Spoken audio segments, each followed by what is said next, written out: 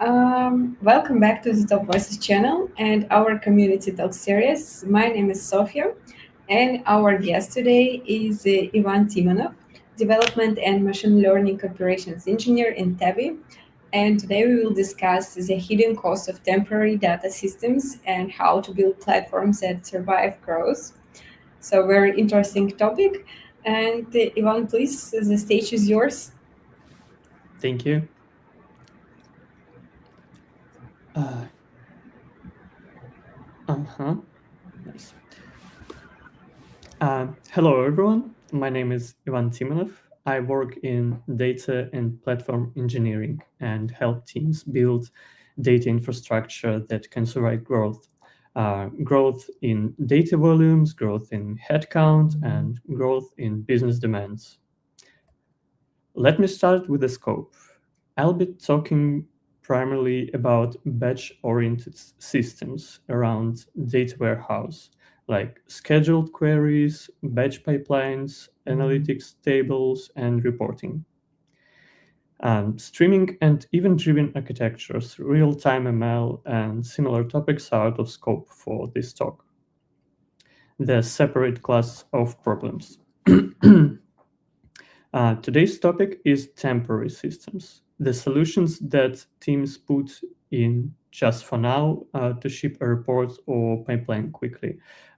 In practice, these systems often end up being the real platform that runs the business for years. I'll walk through how such systems are born, what hidden costs they create, and which architectural principles help your platform not to fall apart as you grow. Almost every decision in data infrastructure starts the same way. Like, let's do it quickly now, and we'll clean it up later when the things are stable. In reality, later keeps losing to business priorities. New products, new markets, new reports, new integrations. The temporary construction works slightly better than expected, and people keep using it. After some time, it is no longer a temporary solution. It's a backbone of reporting, analytics tables, maybe even ML features. Business relies on its stability. The key point is that temporary systems do not disappear on their own. They turn into permanent ones, and the cost of owning them grows with the company. You don't see that cost at the very beginning, but it will surface in incidents, in change friction, and in risk. The goal of this talk is to show where this cost comes from and work what architectural choices help keep it under control. How temporary systems are born. The typical birth of a temporary data system is very mundane. First, someone writes a quick SQL query in the warehouse UI to answer a specific question. That's a normal phase. It's exploration, prototyping, hypothesis testing. Then this query needs to run regularly. You get one or two jobs through the data warehouse UI or cron that execute this SQL daily or hourly. As the number of such tasks grows, someone writes a small bash script or Python script around the CLI with plugin parameters, write logs to a file, maybe sending notification. Next to it, you have a folder with several query versions with like before changes, after quick fix, or final SQL. A year later, this whole construction is critical. Management reporting, analytics tables, model features all depend on it. Any failures is now an accident, not an experiment. What a temporary system looks like from inside. The first layer of such a system is UI-driven operations. Most important actions are done through the data warehouse web console, creating and editing scheduled queries, setting up schedules, tweaking SQLs. The UI is great for prototyping, but weak as a source of truth. The change history is either limited or not usable for serious work. You can see proper diffs, you can't find enforce naming conventions and labels in a reliable way. In practice, the source of truth becomes whatever is currently saved in the UI, which is you cannot reproduce programmatically and can hardly explain to a new team member. The next layer is a copy-paste pipelines. When you have many similar jobs, the natural step is to copy an existing query and tweak a couple of constraints like dates, regions, user segments. After a few months, you have a set of almost identical queries. The differences are a missing filter here, an extra condition there, an older join somewhere else. At some point, it becomes impossible to say which version is canonical and which is just a historical leftover. Any changes in business logic requires editing several files, and the risk of inconsistency keeps growing. When it becomes obvious that the UI doesn't scale, you get the next layer, CLI plus shell. To avoid manual clicking, someone writes bash script around the data warehouse CLI. Some parameters are passed via flags, some via environment variables, some in separate config files. Configuration and execution logic are now spread across multiple layers. To understand how a job actually runs, you need to read scripts, inspect environment variables, and know which exact script version is currently used in production. Onboarding new people now requires not only domain knowledge, but also familiarity with those local scripts and unwritten conventions that exist only in one or two heads.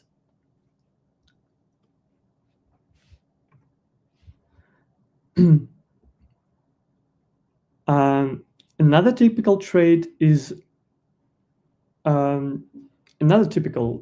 of temporary systems is the lack of systematic validation and guardrails. Changes are often applied via this pattern. Edit query a script, save, wait for the next run, and see if something breaks.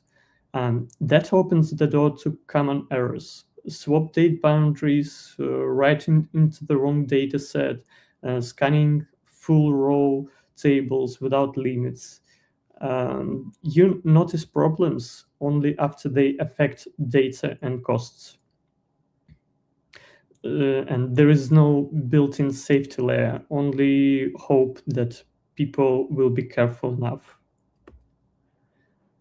And one more layer, a lack of observability.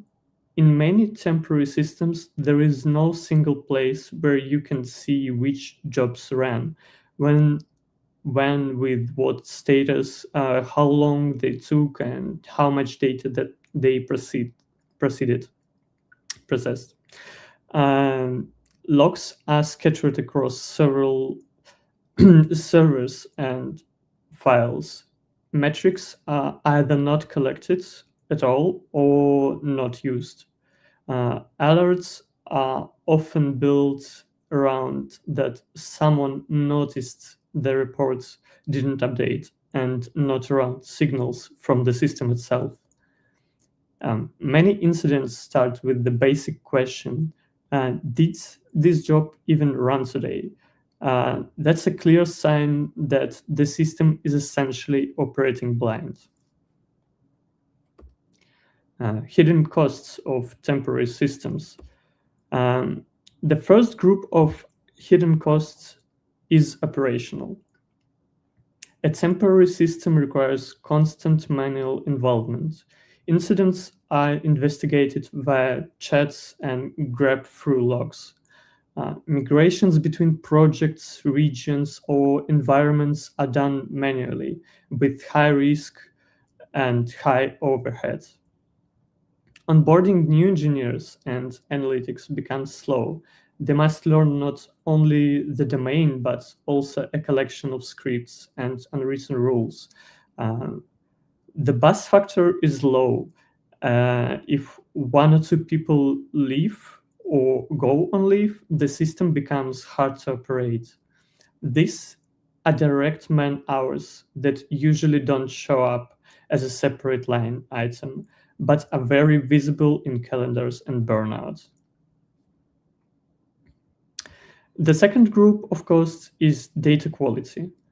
Copy-paste and small logical differences mean that different jobs compute slightly different numbers for what should be in the same metric. Somewhere an old filter is still applied. Somewhere a new segment is missing. Somewhere the join is written differently. Teams start double-checking reports, reconciling numbers and in spreadsheets, and asking the same question again and again. Why do we see this value here and a different one in another report? That reduces trust in the data. Instead of using the platform as a reliable source of truth, people spend time verifying and working around it.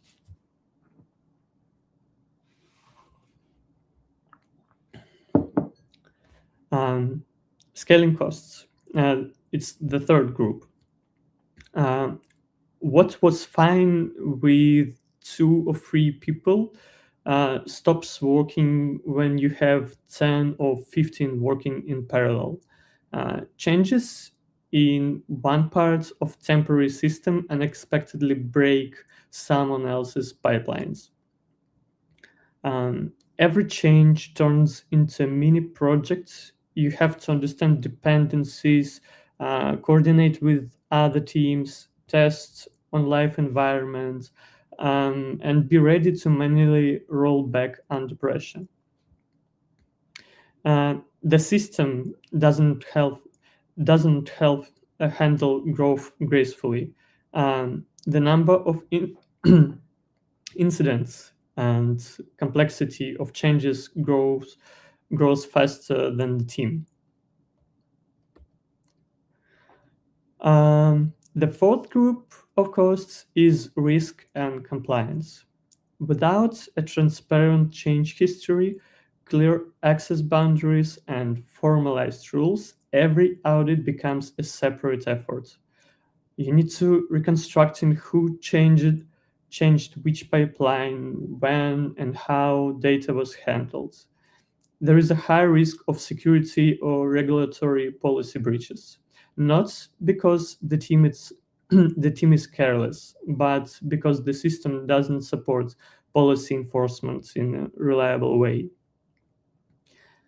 As a result, a lot of time is spent on one-off checks and manual oversight rather than on defining a minimal set of rules and embedding them into the system. A simple platform maturity model. To talk about moving towards a more sustainable platform, it helps to have a simple maturity model. This is not strict standards or the only valid path. It's a simplified framework to understand where you are today. In reality, levels are often mixed. Some teams have solid observability, but still rely heavily on UI. Some use Terraform for infrastructure, but don't manage jobs declaratively. That's fine.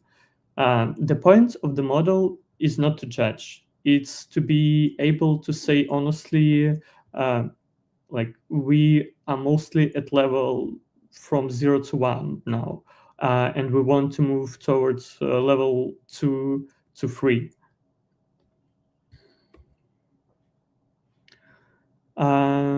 Level 0 is UI plus Chrome. Here, almost all operations happen via UI, creating scheduled queries and setting schedules manually. On top of that, there are few cron jobs calling scripts. There is no central list of jobs, no clear map of dependencies. This level is fine for prototyping and very small teams, but it doesn't handle growth in people and criticality well. Level 1 is scripts plus CLI. Teams write scripts around the data warehouse CLI, introduce some naming conventions and best practices. There are fewer manual UI clicks and more repeatability. But the system behavior still depends heavily on specific files, environments, and individuals. Logic is spread across scripts and configs, and central control is limited. Level 2 is infrastructure as code plus API. Here, infrastructure as code is not only Terraform for networks and clusters. The key idea is anything that affects data platform behavior is described declaratively and version controlled. Data warehouse resources like tables, scheduled jobs, configurations are managed through APIs and SDKs instead of manual UI edits. Job specs emerge as a distinct layer. They describe what the task does, when it runs, where it writes, and what constraints apply. This brings predictability and reproducibility. The same description leads to the same outcome. Level 3 is policy as code plus governance. In this context, policy as code doesn't mean a huge enterprise framework. It means that basic rules required labels, allowed environments, cost limits, allowed target datasets are expressed as code and checked automatically. Any job change goes through validation and, when supported, a dry run. These checks are integrated into the change pipeline, not managed via spreadsheets and manual checklists. It's important to understand that governance cannot be fully automated. There will be always decisions that require human judgment and context. The goal here is to remove routine checks from people plates and guarantee a minimum standard of quality and safety by default. Principles of systems that survive growth. Principle 1, API first. The UI is great for exploration, debugging, and training, but anything long-lived and business-critical should be managed through APIs and SDKs.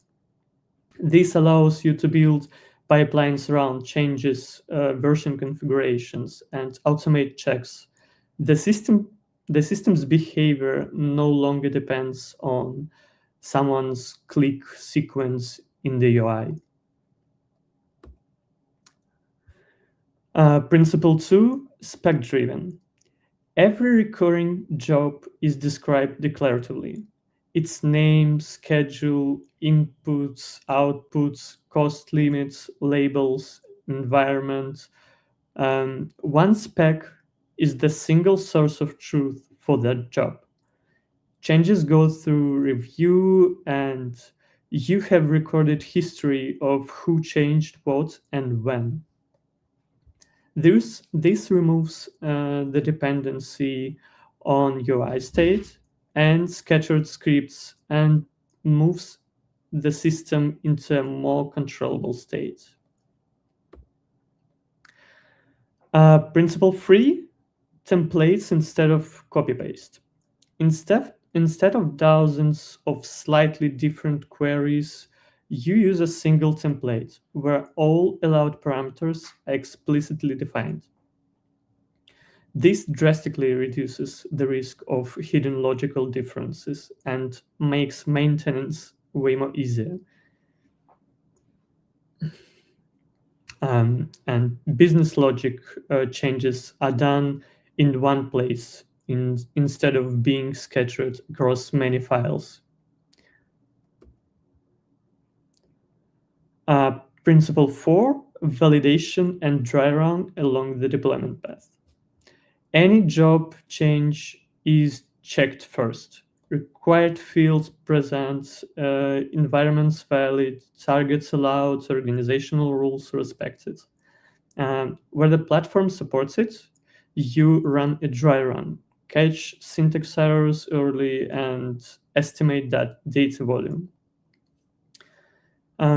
Cost and resource limits are enforced at this stage. The goal is to catch dangerous and broken changes at the entrance before they reach production data. Principle 5, observability by default.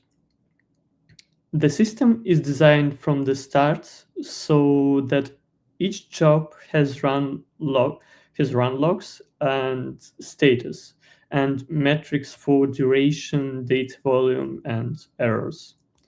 Alerts are built on those signals. Missing runs, longer run times cause spikes. This shifts the team from reacting from the complaints to managing based on objective indicators.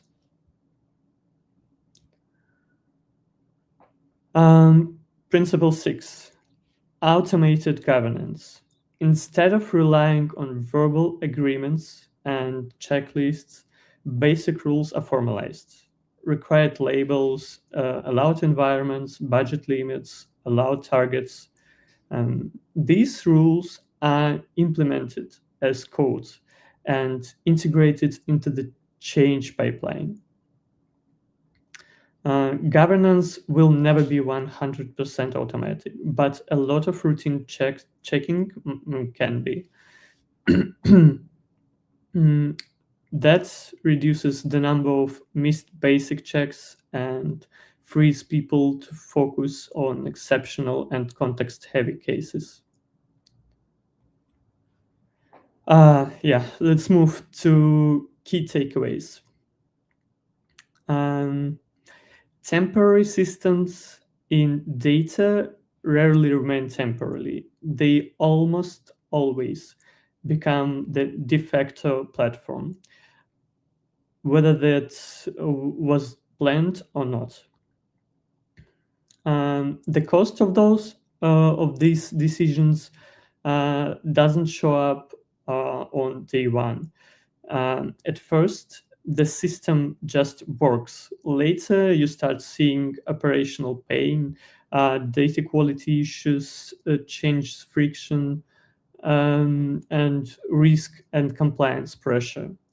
Moving to API first and spec-driven approach, adding validation and dry run, building proper observability, and encoding basic rules as code, this is how you build platforms that can handle growth without constant emergencies. This is not about a single magic tool. It's about the principles on which you build the automation layer around your data warehouse.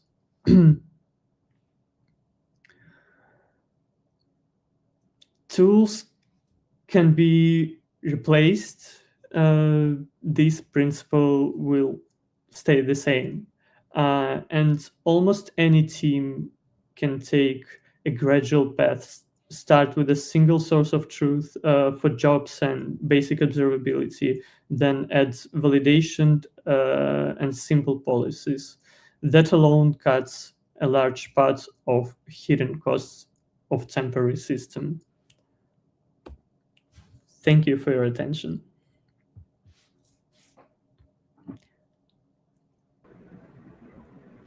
Thank you very much, Ivan, for such an interesting webinar. So I think it's a time to moving for Q&A session. I see a lot of questions already, but if you have any questions, please drop in the chat box, please. And I think we should start. The first question from Teresa. Ivan, what's the first signal that data infra is slowing down growth? When I think it's when small changes start taking way too long. If teams hesitate to touch pipelines, the system is already slowing the company down. Okay, thank you very much. The next question is, why do temporary systems almost always become permanent?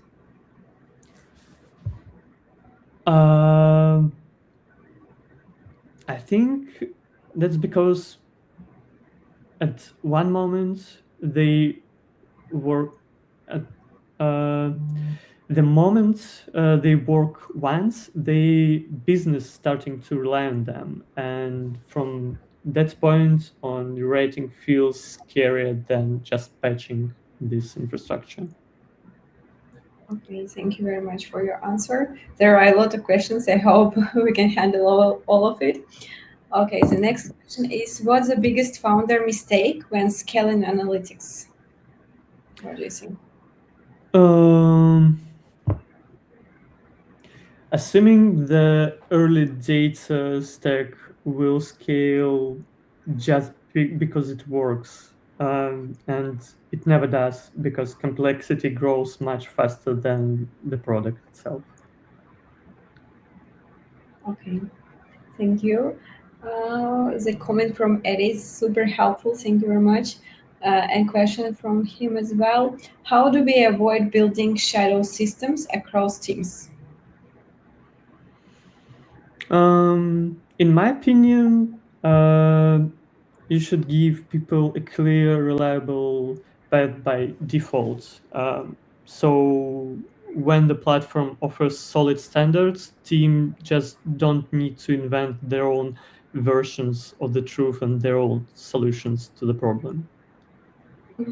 Thank you very much. Next question is very interesting. How do you reduce copy-paste SQL without over-engineering?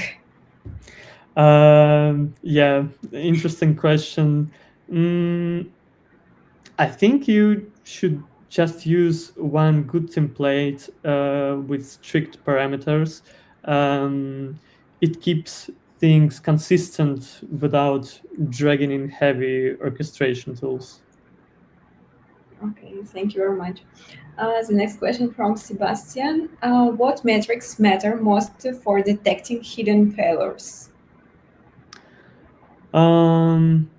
Look at success rates, runtime spikes, unexpected data volumes changes, and bytes that your query processed.